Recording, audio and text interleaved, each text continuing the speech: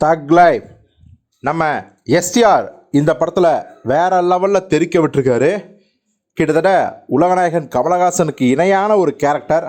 சில இடங்களில் அவரையும் தாண்டி ஸ்கோர் பண்ணக்கூடிய ஒரு வாய்ப்பு.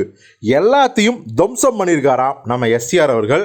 ஸோ நமக்கே தெரியும், ஏகப்பட்ட குற்றச்சாட்டுகள், குண்டான உடல் தோற்றம், ஷூட்டிங்க்கு வரமாட்டாரு, ஷாட்டுக்கு வரமாட்டாரு, கோஆப்ரேட் பண்ண மாட்டாரு, சம்பளத்தையும் வாங்கினா திருப்பி தரமாட்டாருன்னு ஏகப்பட்ட குற்றச்சாட்டுகள் ஒரு பக்கம் இருந்தாலும் கூட அதை எல்லாத்தையும் ஒரே படத்தில் மாற்றி கிட்டத்தட்ட லாக்டவுனில் உடம்பை குறைச்சி தன்னுடைய கேரக்டரையும் மாற்றி இனிமேலுமே நான் ஒரு சினிமாவின் குழந்தையா அப்படின்னு சொல்கிற அளவுக்கு பார்த்தீங்கன்னா தொடர்ந்து படங்கள் நடிச்சு வர்றாரு.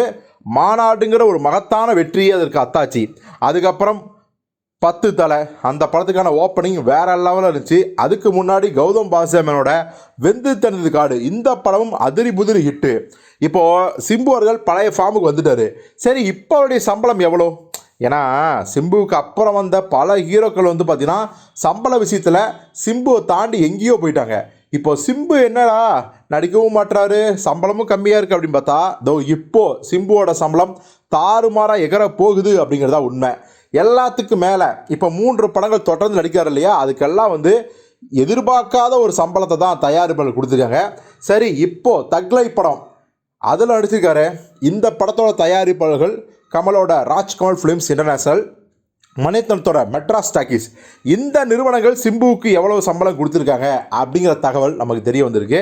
எவ்வளவு சம்பளம் அப்படின்னா, சிம்புவுக்கு மட்டும் இந்த படம் நடிக்கிறதுக்கு 40 கோடி சம்பளத்தை கொடுத்துருக்காங்க. ஸோ அதற்குரிய அந்த சம்பளத்துக்குரிய ஒர்த்தா நம்ம சிம்பு அவர்கள் வேற லெவலில் கலக்கியிருக்காரு சொல்கிறாங்க.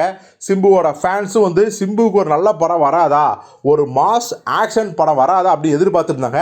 அதை தீர்க்க போகிற ஒரு படமாக தான் இந்த தக் லைஃப் இருக்க போகுது.